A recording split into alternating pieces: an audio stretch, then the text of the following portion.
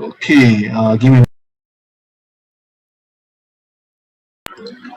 Okay, so today we're gonna go through two chapters. The two chapters will be mass weight density and also kinetic model of matter. So these two are actually the smaller topics within your TYS, but they are actually quite simple marks that you can get if the questions do come up. Okay, so let's go through them. This you may have forgotten about it. So you may have done it so many times that you are kind of like remember it in your mind already. So, but whatever the case is, so let's do a quick recap. Okay. Wait. Okay, let me a bit more. Okay, so in four, we're gonna define mass, gravitational field strength. Okay, we're gonna differentiate between mass and weight, and we're gonna look at how to apply the formula W equals to mg, the famous one that everyone's with. Okay, let's what is mass? So mass, sorry about the coloring. So mass is the amount of matter in the body. So take note, it is amount of matter in the body. Some of you will write the word object. Okay, so mass is the amount of matter in the body. So it depends really on the number and composition of atoms and molecules that makes up the body. So unless the atoms and molecules of the body or the object changes, otherwise the mass of an object will not change. So let me repeat this again. Unless the number of atoms and molecules or the composition in terms of the atoms and molecule changes, otherwise the object's mass would not change. Okay, so the SI unit we are all quite familiar with is kilogram. So just take note of that. Now, weight is actually the gravitational force. So note it is a gravitational. It's a force. Okay, what kind of specific is the gravitational force acting on the object. Okay, the it refers to the object. It is the gravitational force acting on the object, or some people always say it's the gravity acting on the object. Okay, to me, I'm not so keen on using the word gravity. I'm actually more in favor of using the word gravitational force because it helps remind you that weight is a force. Okay, the SI unit, because weight is a force, the SI unit is Newton. Okay, Newton. One more thing to add, because weight is a force, so it's a vector quantity, which means that it has a direction. So we need to remember that the direction of weight is normally downwards. Okay, when we talk about downwards, actually towards the center of the earth. Okay, so I want to highlight this again, that weight is the gravitational force acting on an object. Because it's a vector quantity, because it's a force, okay, it has a direction. And the direction will typically draw it as downwards, or we'll know that the direction is downwards. Okay, so that's the two things that we've gone through between mass and weight itself. Now, just now, let me minimize the amount of app that I'm opening right now. So let me redo. Okay, everyone can now. Hey, everyone.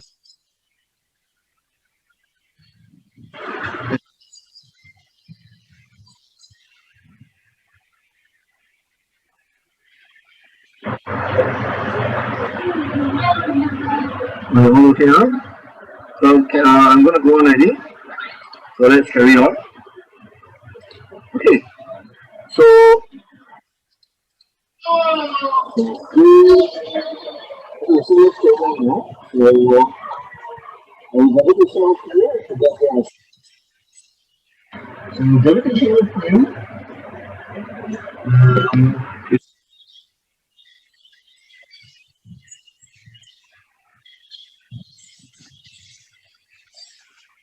so gravitational field is a region in which a mass experiences a force due to gravitational attraction. This definition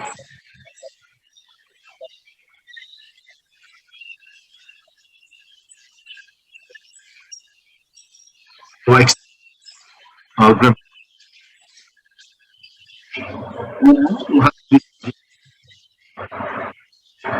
The gravity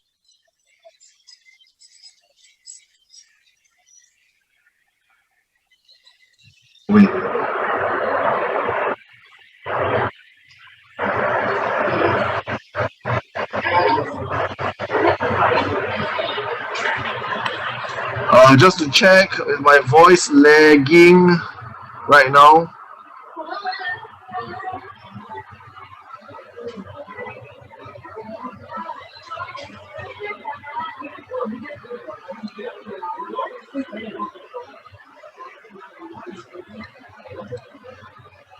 Can y'all still hear me?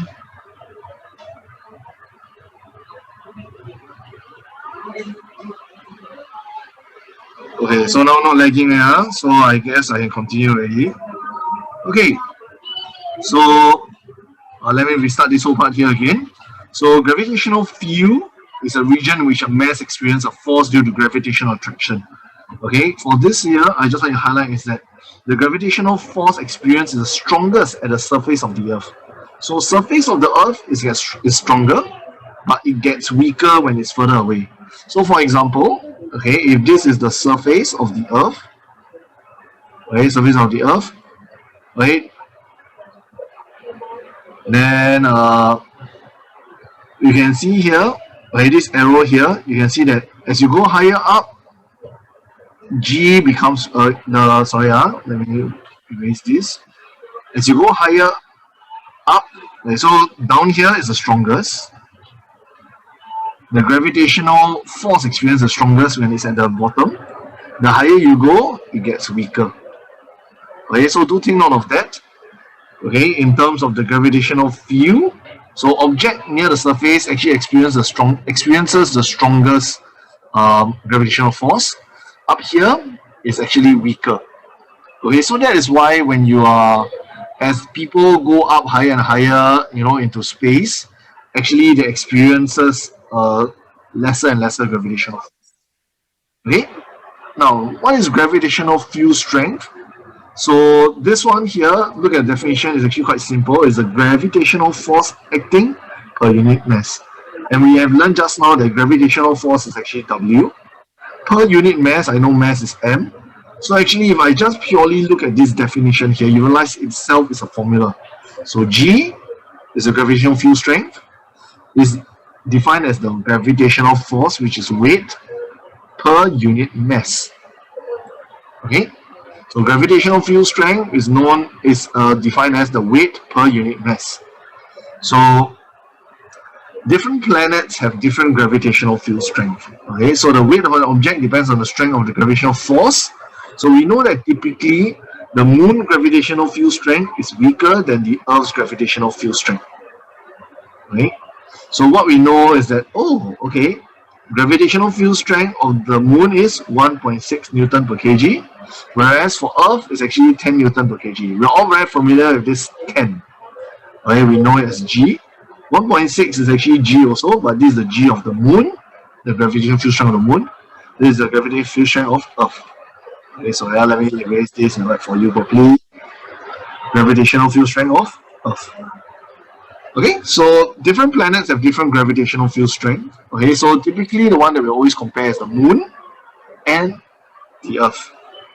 Because the gravitational field strength is different, we can expect, right, an object, okay, will weigh, okay, the word is weigh, will weigh lighter, weigh lesser, let's use the word, weigh lesser on the moon compared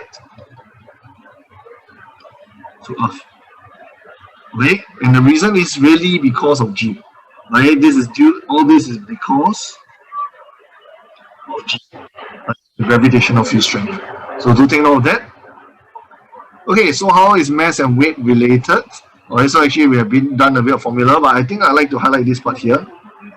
Okay, so chapter 3 you learn F equals to ma. We know in chapter 4 weight is the gravitational force, so this one the F can be converted to W.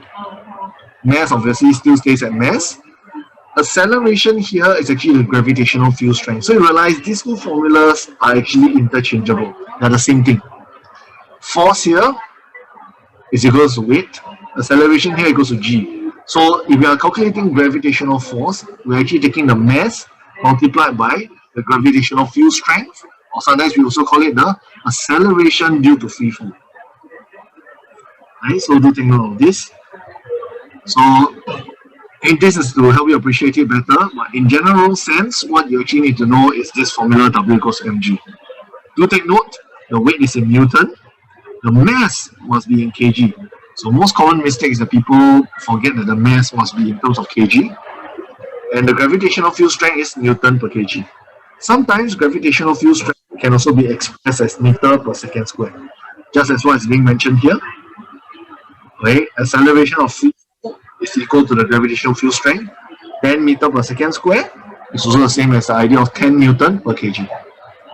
Okay, so in this part here, most important, you need to know the formula W equals to mg. Okay, and learn to use this of how you can convert mass into weight, or how you can convert weight into mass. Okay, so now we have learned a little bit more about mass and weight already, so we go on to a bit more on the practical side. How can we measure them? Okay, all this you can read on your own. I'm not going to go through that. Okay, so how is being measured? I think this will give a very good summary. So mass is being measured by a beam balance or calibrated electronic balance, whereas for weight we normally use the idea of a spring balance. Okay, so this one, in terms of the instruments of how being measured, this one here, okay, the difference between mass and weight, we are looking at the definition. So one is the amount of matter, the other one is gravitational force. The next one, okay, this is in terms of the type of quantity, type of physical quantity. So one is a scalar. So mass only has magnitude, okay, it doesn't have a direction. Whereas for weight, because it's a force, it's a vector quantity, it has both magnitude and direction. Of course, the third one, we are comparing the units. I think it's quite clear cut. And the last one, mass is independent of gravitational field strength. So a very high gravitational field strength, low gravitational field strength, it doesn't affect mass at all. Whereas for weight, we know that if there's a higher gravitational field strength, the weight is higher. If there's a lower gravitational field strength, the weight is lower. So the word independent means it is not dependent, okay? Quite simple idea. So it's not dependent means I don't need to care about gravitational field strength when I'm looking at the mass. But when I look at the weight, I need to think about the gravitational field strength. Okay? This comparison actually very seldom come out in your Sec 4 stuff. Or Sec 1, Sec 2, you realize you like to test this quite a fair bit. What's the differences between mass and weight? Okay? In upper Sec, what you need to know is the idea in terms of the difference between them. They are never going to ask you to code this out. Of course, if we ask you to sort of like compare the differences, it's a giveaway question. To me. Right? So what are the simple ones I'll definitely remember is this one, this one, this one, this one, and this one. Okay, why I put 1, 2, 3, 4, 5? Because if you ask me, I think to me 1, 2, 3 are definitely the three easiest for me. 4 will be the next one because you will write quite a fair bit. 5, of course, is the last one in terms of the conceptual part. Okay, that's a little bit harder to remember or harder to understand. But in general, all 5 is actually quite easy to remember. Okay, so that's for mass and weight. So in summary, what we've gone through is that we learned that the mass is the amount of matter in the body, or sometimes we use the word object. SI unit is kilogram. Next, remember that weight is the force. To be exact, is the gravitational force. Okay, acting on the object. Okay, the SI unit is Newton because it is a force. Okay, so take note of that. Weight is related to mass by the formula W equals to mg. W is in terms of Newton. Mass in terms of kilograms. Gravity can be Newton per kg or meter per second square. We learn the gravitational field strength, the gravitational force acting per unit mass. Gravitational field strength in a place is the same as the acceleration free fall experienced in the same place. So just trying to say that gravitational field strength, acceleration to free fall is the same thing. Next one, weight of an object varies according to strength of the gravitational field that it is in. Okay, so this one I think not so bad. I already explained just now already. So depending on the planets, so this one really is depending on the planets. Generally, we'll compare planet phase strength or gravitational field strength. Right, so we know that normally we'll compare Moon compared to Moon versus Earth lah.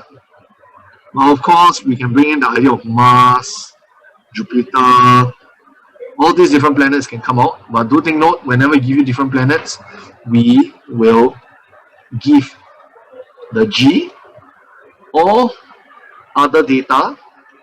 Okay, give me a while to set up cause my main computer failed already. I'm using my laptop now. So laptop I'm trying to copy and paste all the things over first. So give me a minute. So sorry no money 就是来 no money 是这样啊。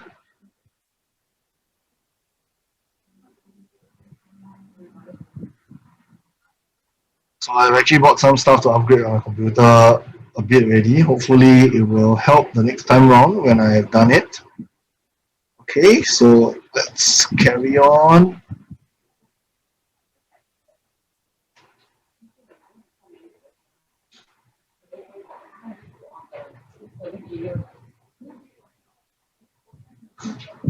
Okay.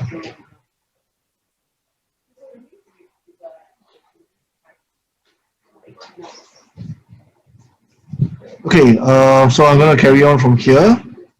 Some of the scribbles, I still have it there because I saved them. So it's a good thing. Okay, so I guess the key ideas, we have more or less completed them. Okay, so let me zoom in a bit more. Okay, so I completed the thing already. So I guess the last part really is looking at how the mass of an object, okay, it's a physical property, does not change. So this is actually, this point here is actually linked to this point over here, okay, independent of the gravitational field strength.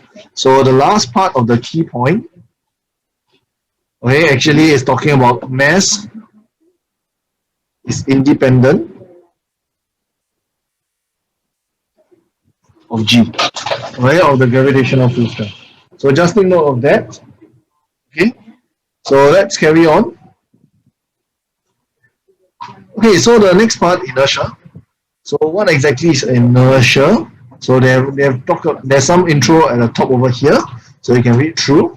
But really, the key idea of inertia is the reluctance. So take note, inertia of an object is the reluctance of an object to change its state of rest or to change its state of motion. So it's the reluctance of an object to start moving. Okay, so it's the reluctance of an object to start moving. Okay, it can also be the reluctance of an object to speed up or slow down. Or it could also be referring to the idea of the reluctance of an object to change direction. So when we talk about change, state of rest, state of motion, we're actually looking at either to start moving, to speed up or slow down, or to change direction. So do take note that these are the things that we are looking at, okay, with regard to the inertia. Okay, so next part here is really an elaboration. Okay, I say again, it's an elaboration.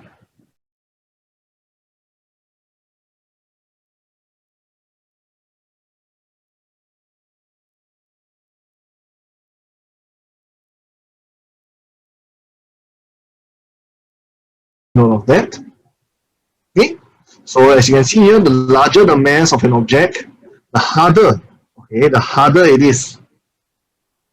Okay, I say again, the larger the mass of an object, the harder it is for the object to start moving, slow down, move faster, or change direction. So all the points are included here. Okay, so that's why it's harder for elephant to run zigzag, because for zigzag you're looking at changing direction. Zigzag is about changing direction. Okay.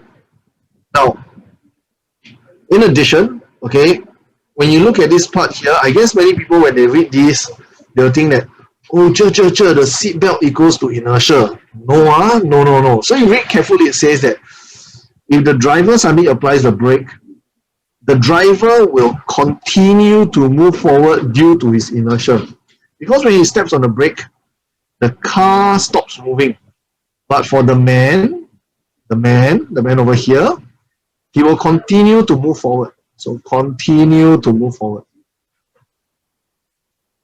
So question is, why does the man continue to move forward when the car stops or when he suddenly applies the brake? So this idea of the man continuing to move forward is really because of the idea of inertia. Okay, so do take note. Do take note of that. And hence the seat belt, the seat belt that the person wears actually provides a force to prevent the man from moving forward. So the seat belt actually is just there to provide the necessary opposing force to ensure that it doesn't crash. So inertia is applied in terms of him moving forward, when he steps on the brake. So I say again, read here carefully. Inertia is the one that's causing him to move forward. Okay, I say again, inertia is the one that is causing him to move forward. Okay, when he applies the brake. That's how you are applying inertia. So same idea when we are running, we find it difficult to stop. Especially the heavier we are, the harder it is to stop. Is really because of the concept of inertia. Okay, so that is for inertia. So inertia is a very small part. It's normally about application. So I say again, normally inertia is about application. Okay, so and when we talk about application, we are looking at in terms of it being used as a form of explanation. Okay, so you can look under mass rate density. There's not many questions on inertia over there. Okay, inside your TYS. Okay, so but you just need to take note of it. Okay, there's some questions here and there, but not lots. Okay, now with regard to the last part of mass rate density, we are looking at the idea of density. I'm not going to go through too much into details about density. Okay, key idea: density is defined as the mass per unit volume. Okay, define the mass per unit volume. So density is defined as the mass per unit volume. Okay, now density, do take note, it can be kg per meter cube. So that's one unit for density. So if the density unit is kg per meter cube, the mass must be in kg, the volume must be in meter cube. Now do take note, density can also be expressed in another unit. So I'm going to write over here also, density equals to mass over volume. Okay, the mass here can be in terms of gram, the volume can be in terms of cm cube. Because this is gram per cm cube, because the units of mass is gram, the units for volume is cm cube, density units will be gram per cm cube. Right, so there are two different units that you can use for density, but you take note the SI unit is kilogram per cubic meter. So kg per meter cube. So do take note of that. Okay, don't need to memorize this. It's okay, don't need to memorize this. You just need to think, okay, don't memorize the countings. Now, key idea, why do you need to know about density is that substances, okay, when they float, okay, or when they sink, these two, okay, whether sink or float, is actually links to the concept of density. Okay, do take note, it's not about whether it's lighter or heavier. So you should not use the word lighter or heavier when you talk about sinking or floating. The word you should be using when you talk about sinking and floating is the idea of density.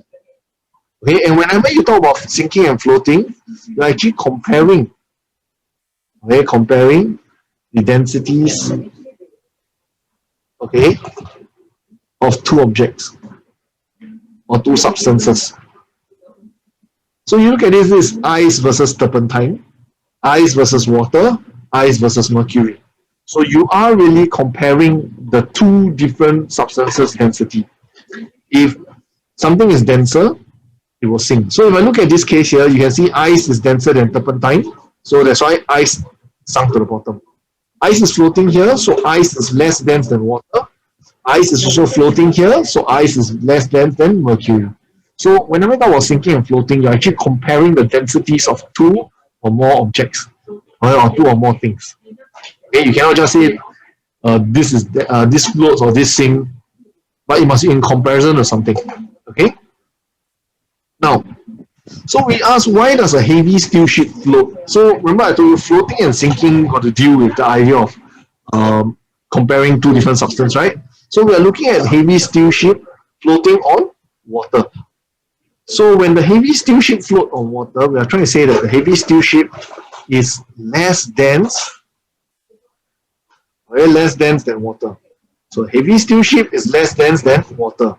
Sounds weird. How can steel be less dense than water? Right? So do take note. Read here. A large ship is made out of more than one material. In addition to steel, it contains a large volume of air. Okay? So because it contains a large volume of air, the average density of the ship is lower. Okay? So I need to take note. Because we consider the large volume of air, when we do the calculation, we actually realize that the word is average density is actually less than the density of still water. So the word average density of the ship is the keyword here. So it's not just about the steel, it's also about the air in it and things like this. So if I add up the total mass, so you can see here, total mass. So yeah, total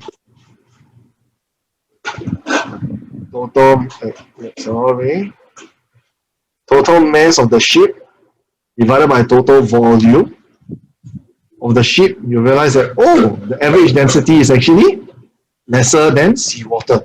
That's why it floats. Okay, so that is for the idea of density, how you can use qualitative data, should I spell wrongly, sorry, qualitative. Right? They're using qualitative answers. Okay, that means using words, not using numbers. Okay, to explain your answer. Okay? So all this calculation here, don't really know. You just need to say that a large ship contains more than one material. It contains a large amount of air. Therefore, so from here, okay, let me use a different color. So actually one way to explain is that a large ship, object made of more than one material, in addition to steel, it contains a large volume of air. As such, the average density of the ship is actually less than the density of sea water. Alright, so do take note of that. Right, so this actually marks the end of this chapter 4. Right, the rest of it, I think you can read out on your own. It's not too difficult.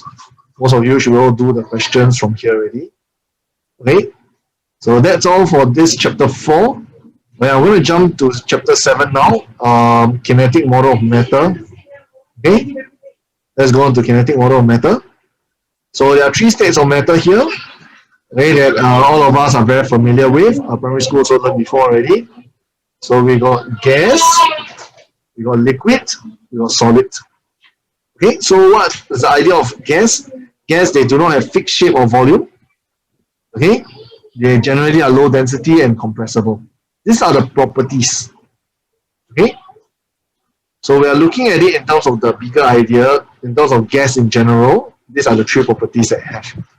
In terms of liquid, we know that it has fixed volume, but it doesn't have fixed shape. So you pour in the container, it will just take out the shape of the container. Generally, the density is quite high, and it is incompressible. Okay, that means that if it is 500 ml of water, you can't compress it until it becomes 300 ml. You can't compress it. Last one, for solid, it has fixed shape and volume. It's high density, it's incompressible. So these are the general properties of these three states. Now, why is it so? So that's where we're going to zoom in. We're going to look at the how is solid, liquid, and gas. What are the how does the particle in it looks like? How does the particle in it behave? Right, so we're going to first think about in terms of kinetic model of matter. So we're going to base it on this model. We say that in the kinetic model of matter, it says that everything is made out of tiny particles. Okay, that are in continuous random motion. So every single thing, solid, liquid, gas, are made of tiny particles. They are always in continuous random motion. So in terms of the kinetic model of matter, we will normally look at it in two parts. One is the arrangement. one is in terms of the movement. Okay, so in terms of particle arrangement for solid, they are generally, I'll use the word very closely packed. This is the first point I'll say. And usually in a regular pattern, or sometimes we'll say regular arrangement. Okay, so this is the second point. So in terms of arrangement wise, we talk about the packing, we talk about whether it's a regular pattern or irregular pattern. Okay, before I go into movement, I want to look at the arrangement for liquid also. So for liquid, okay, it's randomly arranged. So I'll put 2 here, randomly arranged. So solid is regular, liquid is random. Okay, particles are slightly further apart. So typically for this, I will not write that. I will just write closely packed. Okay, so you can see the difference between solid and liquid. What I did here was to just add the word very for solid, and I removed the word very for liquid. So you can see the difference here in terms of the packing. So solid is a lot more packed compared to liquid. Last one for gas. Once again, you can see randomly arranged. Particles are very far apart from one another. So in terms of arrangement, there's always 2 points to make. One is about whether regular or irregular, regular or random. The other one is how closely packed they are. Okay, in terms of movement, we are really talking about how the particles are moving within each of this state. So for solid, they're vibrating about fixed position. Okay, vibrating about fixed position. In terms of liquid, they are free to move within the liquid. Generally, I'll say free to move, I'll use the word moving randomly within the liquid itself. Okay. For gas, moving randomly at very high speed. Okay, so you can see here the description generally in terms of the movements are like that. So although there are many points, bullet points here, but in terms of the talk about arrangement, actually these are all those highlight or in brackets are the ones we're looking out for. The rest is just to explain why is it having high density, or why does it have fixed shape, fixed volume. So you can go and read up more, okay?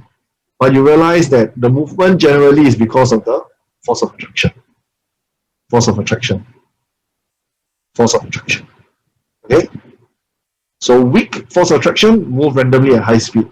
Generally having some force of attraction, move randomly within itself. Last one, because it's very strong, it vibrates in a fixed position. So learn to see how they're linked up, okay, for the kinetic particle theory, and then remember the points for each of them. Okay, so that's in terms of the 3 states. In terms of force of attraction, I don't think I need to say too much anymore. This is just the idea of how it looks. Okay, now this part here talks about this experiment to tell you this idea called the Brownian motion. So what exactly is this Brownian motion that we're talking about?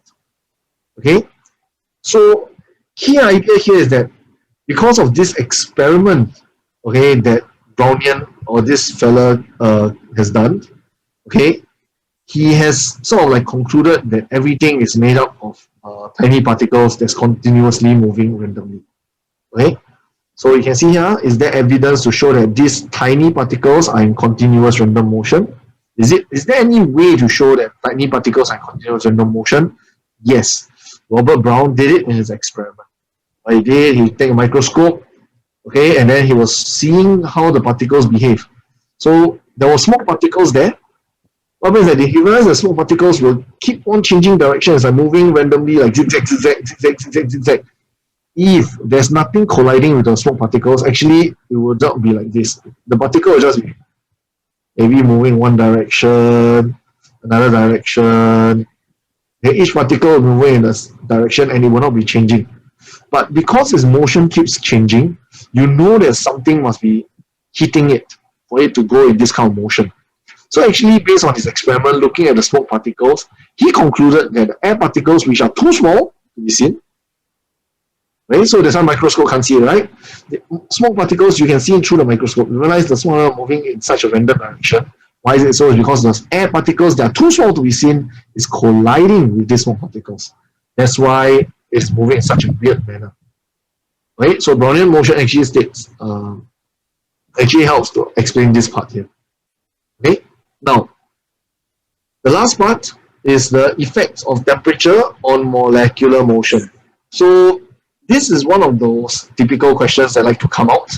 So they say what happens to the particles. So sorry. So what happens to the particles? Okay, so describe, like very simple idea of describe motion of particles